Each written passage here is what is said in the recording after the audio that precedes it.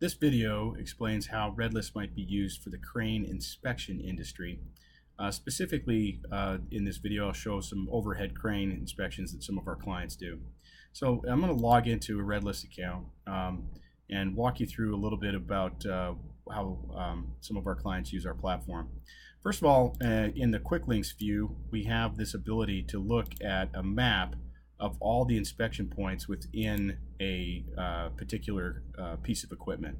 So oftentimes we'll bring either a real image or a wire diagram of an image of, in this case, like this is an overhead crane, and put all the points of maintenance in this. Now this could be used for a number of reasons. You could use this for both inspection points or maintenance points. If I go to the live view, it'll show which points are beyond its maintenance window. It looks like everything's good in this case where everything's green. Should things be coming up for maintenance, it'll display a yellow point. If things are overdue, it'll actually show a red point indicating that it's past due. So once I go to the Forms tool, this is one of our prized features that allows us to do the inspection process. So in this case, we have OSHA crane standards. I'm going to actually come into this tool and kind of show how this works. So as you can see, we've actually brought a lot of the language from the OSHA regulation into this form. And then we have this particular spot where you could do a drop down and pick the crane that you're doing the inspection on. And then all the questions relevant to that inspection are being asked with a pass, fail, or in this case, not applicable. Now you could use any sort of sequence of answering for this particular section, and this is customizable within our platform. So for instance, you could do a pass, fail, or serviced, or pass, fail, replied, or done. It doesn't matter what language we put in here, but we can color code and put the different language that is most relevant to you. So I'm going to go through and I'm going to pass some of these things that are part of this inspection. Let's say that I get to this section and find the footwalks shall have walking surface anti-slip tape, and in fact maybe the tape is worn off. So I'm going to go ahead and fail that item. Once I fail it, it'll actually prompt me for a work order or a reason I failed it. So I'm going to go ahead and put tape has worn off, needs to be replaced. Okay. Once I've failed that item, I can then go on to the different questions within the platform inspection process. I'm going to go ahead and pause while I go through the rest of this. As I finish this inspection, I want to illustrate that it is important to recognize that our platform is also very accessible on a mobile device. So for instance, this is what it would look like on an iPhone X. You could pick any number of devices that we have as sample items, but this basically shows what the platform would look like if we were to do it on an iPhone. Most of our inspectors use some sort of a mobile device to actually do the inspection process. So as I finish this, I'm going to go ahead and go back to the desktop version. I'm going to go ahead and do the final pass question, and then I'm going to go ahead and submit this inspection. Now this is a pretty lengthy inspection because it's a high capacity overhead crane, and obviously a simpler crane might have fewer questions. But the important part to illustrate within our platform is I just did a submittal.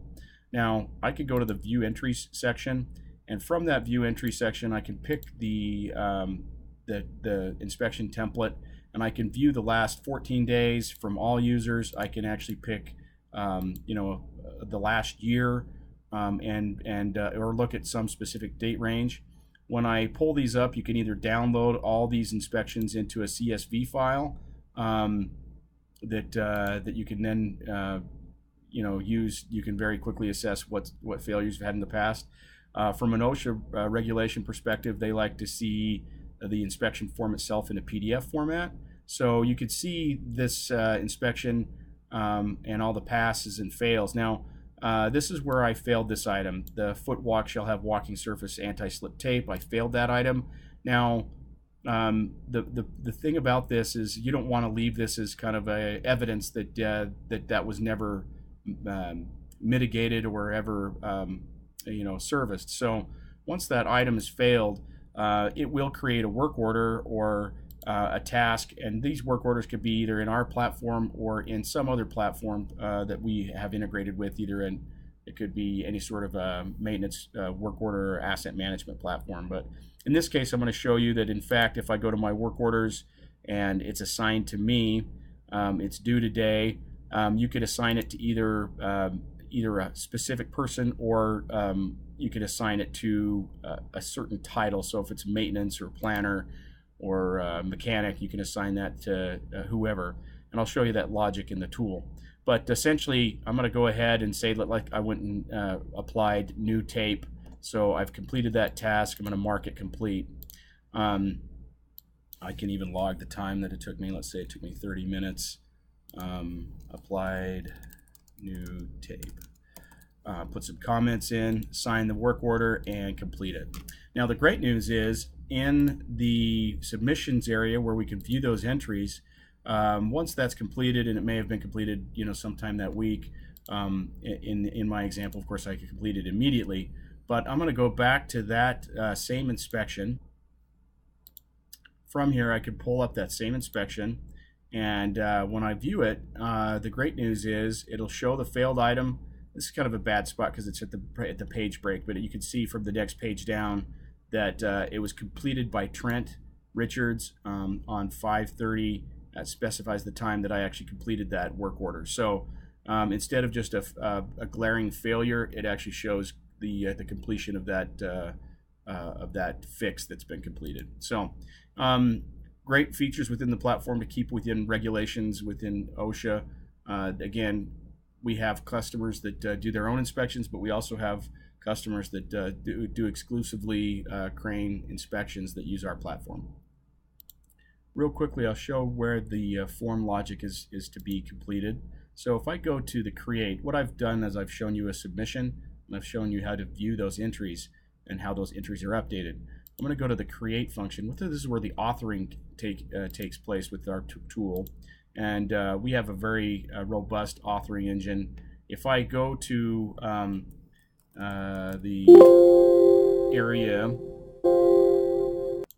to the question that had foot walks, walking surface, and anti-slip tape, if I edit that, you can see how the logic has been built in here. So first of all, this is the type of question is a selection button, which is one of our favorite questions for inspections because it's just easy for people to complete on a mobile device.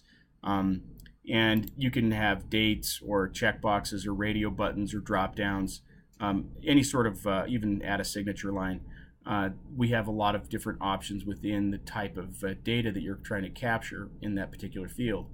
But what's important with our tool is the logic buttons. So for instance, the required logic button is illuminated red, which means that it's an active logic. Also, the work order is an illuminated red. So if I open this up, I'll show you how the logic is built. You can say always or when or never. So if you always want it to create a work order, or when, if this is conditional. So when question 4, which is the one that we're talking about now, is marked as failed, then I want to create a new work order. I want to require a work order description. I want it due today. If it's something that could wait 5 or 6 or 7 days, you could put some other figure here. And I want it assigned to me. Now I did this for the demonstration, but again, you could put either different employees or specify roles. So it could be mechanic team or maintenance team. You can even specify whoever the lead is, and then a rank. So it's a must do, should be done, if you, in this case we have if you want to raise. But you can see the logic in here and how it works. And so any of these questions can have their own specified logic. Even like, for instance, this notification logic is not turned on, but if I were to highlight that, it brings up some kind of the similar what, that, if, then, and else type questioning. So when question, and this is, I'm sorry, you can actually pick any sort of question, but I think it's question 4 is failed, then I want to send a notification to a certain set of employees. Let's say the maintenance planner, and you can specify other emails. You can even send text messages if you want, if their cell phones or mobile phones are loaded in the system. So anyway, it's a great tool, very user friendly. It basically completes a feedback loop, keeps everybody in compliance, and helps with work order management as well. If you have any questions about this platform, then please reach out. Again, my name is Trent Richards at RedList. Look forward to hearing from folks that have questions, and thanks for watching.